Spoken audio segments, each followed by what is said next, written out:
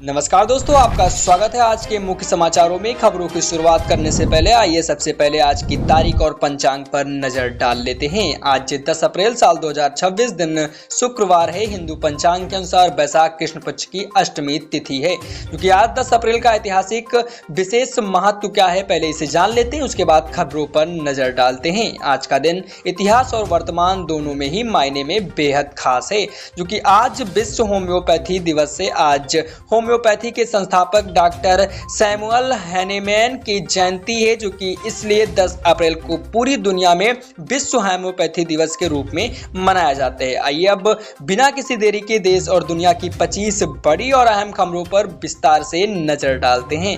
पहली खबर है, लोकतंत्र में महापर्व और एग्जिट पोल पर रोक। असम, केरल और पुडुचेरी की कुल 296 विधानसभा सीटों पर आज मतदान का महासंग्राम चल रहा है, जो कि चुनाव आयोग के चुनाव प्रचार थमने के साथ ही 29 अप्रैल तक किसी भी तरह के एग्जिट पोल दिखाने पर सख्त पाबंदी लगा दी गई है, जो कि वोटिंग से पहले आए ओपिनियन पोल को मुताबिक असम में बीजेपी की बढ़त दिख रही है, जबकि बंगाल और केरल में कांटे की टक्कर का अनुमान है। वहीं अगली खबर है, मध्य प्रदेश में एमएमपी पर गेहूं पर चना और मसूर की महाखरीदी, जो कि मध्य प्रदेश के लाखों किसानों के लिए राहत भरी खबर है, जो कि राज्य में सरकारी उपार्जन केंद्रों पर गेहूं की सरकारी खरीद शुरू हो गई है। मुख्यमंत्री मोहन यादव की सरकार ने यह भी बड़ा फैसला लिया है कि इस बार गेहूं के साथ साथ चना और मसूर की फसलों पर भी न्यूनतम समर्थन मूल्य एमएसपी पर खरीदी जाएंगी, जिसके लिए पुख्ता इंतजाम किए गए हैं। वहीं अगली खबर है, एमपी में कैबिनेट के छात्रों के लिए खजाना खुला, जो कि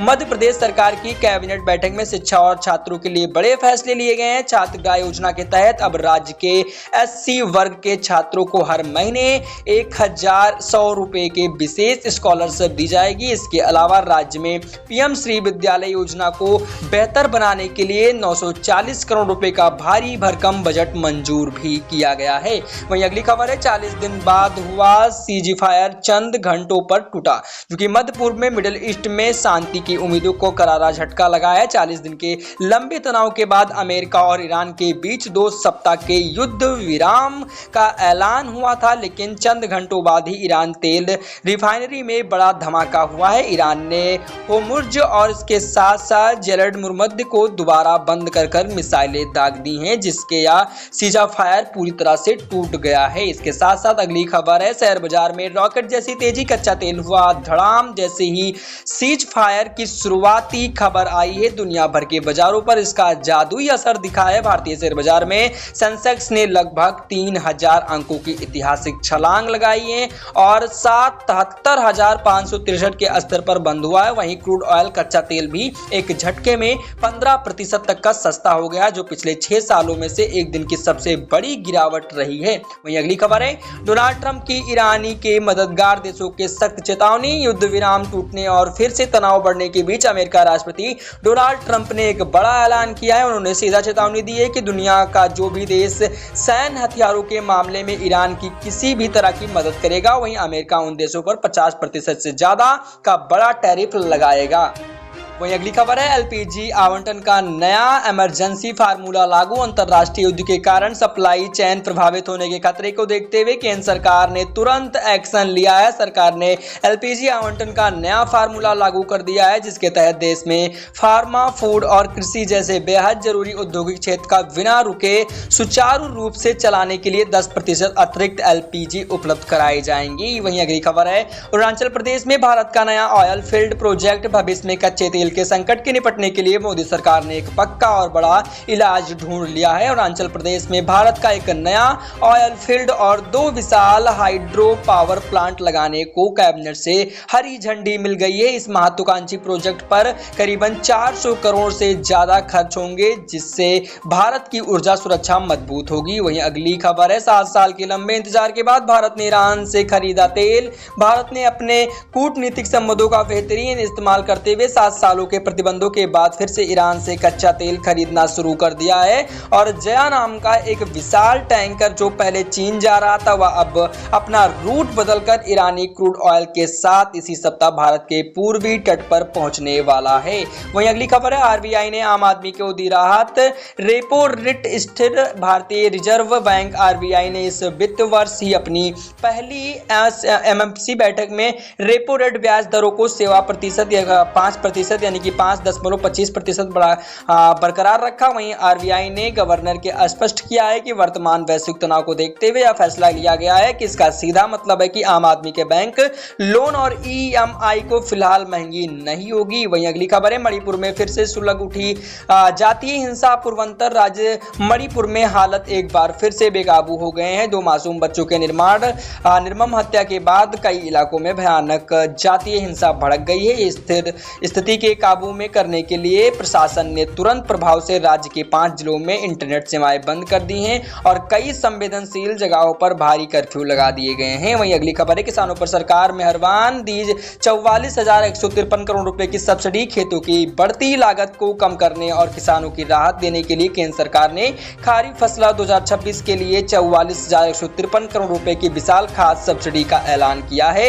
इस ऐतिहासिक फैसले के बाद अब किसान भाइयों को बाजार और डीएपी का बैग मात्र 13,500 में उपलब्ध हो सकेगा। वहीं अगली खबर है, 15 अप्रैल से शुरू होगा अमरनाथ यात्रा के लिए रजिस्ट्रेशन। बाबा बर्फानी के भक्तों के लिए अच्छी और जरूरी खबर है कि इस साल की अमरनाथ यात्रा के लिए 15 अप्रैल से देश भर के 4 बैंकों और 554 शाखाओं से रजिस्ट्रेशन प्रक्रिया शुरू होने वाली है, जो कि श्राइन बोर्ड ने अनुसार इस बार भक्तों को जम्मू और पहलगाम और बालटाल के रास्ते पर यात्रा का परमिट दिया जाएगा। वहीं अगली खबर है, परमाणु ऊर्जा में भारत ने रचा इतिहास, हासिल की बड़ी छलांग। भारतीय ने न्यूक्लियर रोड मैप के दूसरे चरण में प्रवेश करते हुए एक बड़ी वैज्ञानिक उपलब्धि हासिल कर ली है, जो कि कल प्लग में पूरी तरह से स्वदेशी तकनीकी निर्मित फास्ट ब्रीडर रिएक्टर ने क्रिटिलिटी और हासिल कर लिए। इससे आने वाले 400 सालों तक भारत को बिजली संकट का सामना नहीं करना पड़ेगा और ऐसा करने वाला भारत दुनिया का दूसरा देश बन गया है।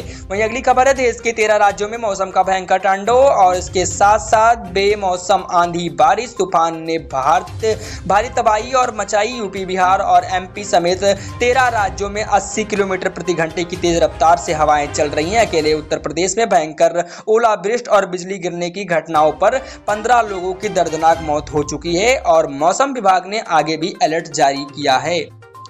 इसके साथ साथ अगली खबर है कि सबरीमाला मंदिर मामले में सुप्रीम कोर्ट की सख्त टिप्पणी। केरल के प्रसिद्ध सबरीमाला मंदिर में महिलाओं के प्रवेश के विवाद पर सुप्रीम कोर्ट ने सख्त रुख अपनाया है। कोर्ट ने सुनवाई के दौरान केंद्र सरकार से सीधा सवाल किया है कि जो लोग भगवान और अयप्पा के वास्तविक भक्त ही नहीं हैं और मंदिर जाते ही नहीं है, वो आखिर मंदिर के सदियों पुरानी धार्मिक परंपराओं को चुनौती देने वाली याचिका कैसे लगा सकते हैं। वहीं अगली खबर है, बंगाल चुनाव में कांग्रेस ने खोले वादों के पिटारे। पश्चिम बंगाल के हाई वोल्टेज विधानसभा चुनाव के वोटरों को लुभाने के लिए कांग्रेस पार्टी ने अपना घोषणा पत्र जारी करते हुए कई बड़े वादे किए हैं। कांग्रेस ने राज्य की महिलाओं को हर महीने 2,000 रुपए और किसानों को सालाना 15,000 की नगद आर्थिक मदद देने का बड़ा ऐलान किया है। वहीं अगली खबर है, यूपी में 2027 की जनगणना की तैयारियां जोरों पर है। उत्तर प्रदेश सरकार ने आगामी जनगणना के लिए अपना प्रशासनिक अमला तैयार कर लिया है। 16 अप्रैल में राज्य भर में कर्मचारियों की जनगणना का विशेष प्रशिक्षण दिया जाएगा। इसके साथ ही 7 मई से इस काम के लिए एक डेडिकेटेड ऑनलाइन पोर्टल भी शुरू कर दिया जाएगा ताकि डेटा एंट्री सुचारू रूप से हो सके। वहीं अगली खबर है, मध्य प्रदेश में दिवाली से पहले लागू होगा यूसीसी। मध्य प्रदेश की मोहन यादव सरकार राज्य में समान नागरिकता संहिता और यूनिफॉर्म सिविल कोड लागू करने की दिशा से तेजी से काम कर रही है। सरकार फिलहाल गोवा, उत्तराखंड और यूसीसी मॉडल को गहराई से अध्ययन कर रही है और पूरी उम्मीद है कि इसी साल 2026 में दिवाली से पहले इस पर एमपी यानी कि लागू कर दिया जाएगा। और इसके साथ साथ अगली खबर है, दिव्यांगजनों के लिए सुप्रीम कोर्ट का मील का पत्थर साबित होने वाला फैसला। सुप्रीम कोर्ट ने आरक्षण के मुद्दे पर एक ऐतिहासिक फैसला सुनाया। अदालत ने साफ किया है कि सरकारी भर्तियों में दिव्यांगों के लिए भी जो पद आरक्षित हैं,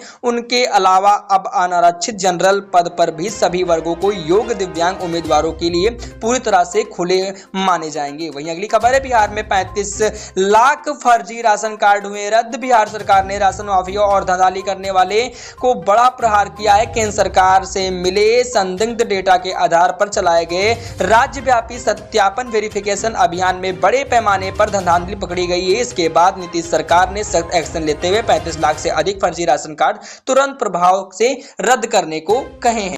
इसके साथ साथ अगली खबर है, देश के सबसे आधुनिक रिफाइनरी को 21 अप्रैल को होगा उद्घाटन। प्रधानमंत्री नरेंद्र मोदी 21 अप्रैल को राजस्थान के बालतोरा जिले के पदपदरा में बनी 79,000 करोड़ रुपए की महत्वाकांक्षी रिफाइनरी के पहले चरण का उद्घाटन करेंगे। देश की पहली जीरो लिक्विड डिस्चार्ज रिफाइनरी होगा, जिसका मतलब है कि इस फैक्ट्री से बाहर कोई भी हानिकारक तरल कचरा नहीं निकलेगा और पर्यावरण सुरक्षित होगा। अगली खबर है, विश्व बैंक यानी कि वर्ल्ड बैंक ने भी मानी भारतीय की आर्थिक ताकत। वर्ल्ड बैंक ने भारतीय अर्थव्यवस्था को लेकर बेहद उत्साहजनक और सकारात्मक रिपोर्ट पेश की है। विश्व बैंक ने वित्तीय वर्ष 2027 के लिए भारत की जीडीपी ग्रोथ का अनुमान बढ़ाकर 6.6 कर दिया है, जो पहले 6.3 था। रिपोर्ट में कहा गया है कि भारत अब पूरी दक्षिण एशिया के विकास का इकलौता मुख्य इंजन बनेगा। वहीं अगली खबर है, हवाई यात्रियों के लिए राहत। बड़ी खबर है, ईरान युद्ध के बिगड़ते हालत में हवाई टिकटों की